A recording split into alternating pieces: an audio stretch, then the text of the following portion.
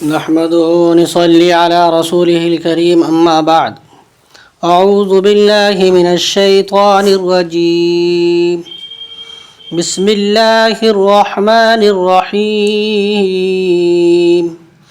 الحاقة ما الحاقة وما أدراك ما الحاقة كذبت ثمود وعاد بالقارعة فأما ثمود فأهلكوا بالطاغية وأما عاد فأهلكوا بريح صرصر عاتية سخرها عليهم 7 ليال وثمانية أيام حسوما فترى القوم فيها صرعى كأنهم أعجاز نخل خاوية فهل ترى لهم من باقية صدق اللہ العظیم۔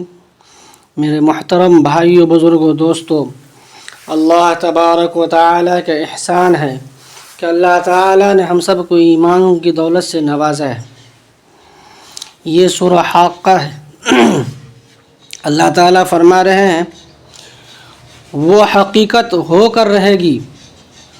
کیا ہے وہ حقیقت جو ہو کر رہے گی؟ اور تمہیں کیا پتہ ہے؟ اور تمہیں کیا پتہ کہ وہ حقیقت جو ہو کر رہے گی؟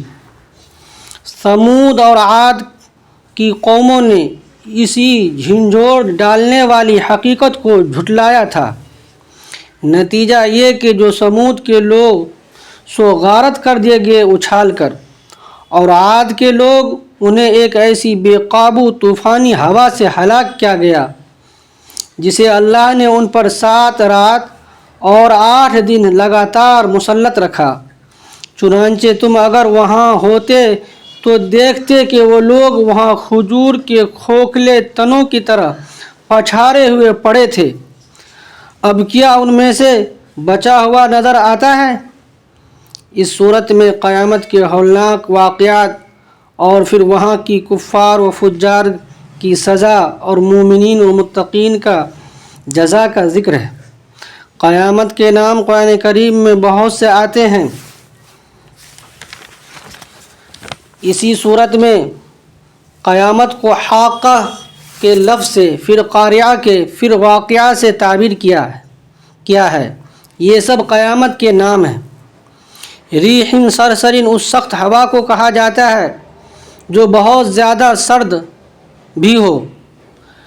7 لیال وثمانیة ایام، بعض روایت میں ہے کہ بدھ کی صبح سے یہ آندھی کا عذاب شروع ہو کر دوسرے بدھ کی شام تک رہا۔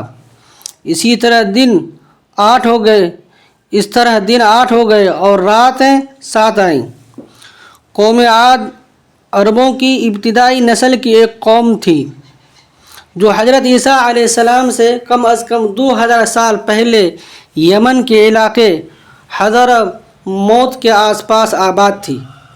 یہ لوگ اپنی جسمانی طاقت اور پتھروں کو تراشنے کے ہنر میں مشہور تھے۔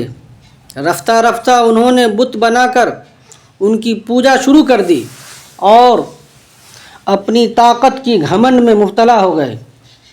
حضرت ہود علیہ السلام ان کے پاس پیغمبر بنا کر بھیجے گئے اور انہوں نے اپنی قوم کو بڑی دردمندی سے سمجھانے کی کوشش کی اور انہوں نے توحید کی تعلیم دے کر اللہ تعالیٰ کا شکر گزار بننے کی تعلیم دی، مگر کچھ نیک طبع لوگوں کے سوا باقی لوگوں نے ان کا کہنا نہیں مانا۔ پہلے قحط میں مبتلا کیا گیا اور حضرت ہود علیہ السلام نے انہیں یاد دلایا کہ یہ اللہ تعالیٰ کی طرف سے ایک تنبیہ ہے، اگر اب بھی تم اپنی بدعمالیوں سے باز آ جاؤ تو اللہ تعالیٰ تم پر رحمت کی بارشیں برسا دے گا۔ لیکن اس قوم پر کچھ بھی اثر نہیں ہوا اور وہ اپنے کفر و شرک میں بڑھتی چلی گئی۔ آخرکار ان پر ایک تیز تند آندھی کا عذاب بھیجا گیا جو 8 دن تک متواتر جاری رہا، یہاں تک کہ ساری قوم ہلاک ہو گئی۔ میرے محترم بھائی بزرگ دوستو، اس لیے کبھی بھی جو ہے تکبر نہیں کرنا چاہیے اور کسی کے اوپر ظلم نہیں کرنا چاہیے، کیونکہ اللہ تعالیٰ کو تکبر اور ظلم پسند نہیں ہے۔ ایک دوسری آیت میں اللہ تعالیٰ فرماتے ہیں فَأَمَّا عَادٌ فَاسْتَكْبَرُوا فِي الْأَرْضِ بِغَيْرِ الْحَقِّ، کہ انہوں نے جو ہے تکبر کیا بغیر کسی حق کے، اور وہ کہتے تھے وَقَالُوا مَنْ أَشَدَّ مِنَّا قُوَّةً، کہ ہم سے زیادہ طاقتور کون ہے؟ وَلَمْ يَرَوْا أَنَّ اللَّهَ الَّذِي خَلَقَهُمْ هُوَ أَشَدُّ مِنْهُمْ قُوَّةً، حالانکہ وہ اس بات کو بھول گئے کہ اللہ تعالیٰ جس نے ان کو پیدا کیا وہ طاقتور ہے۔ تو اللہ تعالیٰ نے ان پر عذاب بھیجا، اور سب سے بڑا گناہ جو ہے دنیا کے اندر وہ شرک ہے۔ اللہ تعالیٰ فرماتے ہیں ان الشرک لظلم عظیم، شرک جو ہے ظلم عظیم ہے، اس لیے خاص طور سے شرک سے بچنا اور ایک دوسروں پر ظلم کرنے سے بچنا چاہیے، کیونکہ اللہ کا عذاب بہت خطرناک ہے۔ کہ ایسے گیڑے پڑے تھے جیسے کھجور کے تنے گیڑے پڑے ہوتے ہیں، اس لیے کہ وہ لمبے چوڑے تھے، جیسے کھجور کے درخت ہوتے ہیں ایسے تھے۔ تنزع الناس كأنهم اعجاز نخل منقعر، سورہ قمر کے اندر اللہ نے فرمایا کہ ایسے گرے ہوئے تھے جیسے کھجور کے تنے گرے رہتے ہیں۔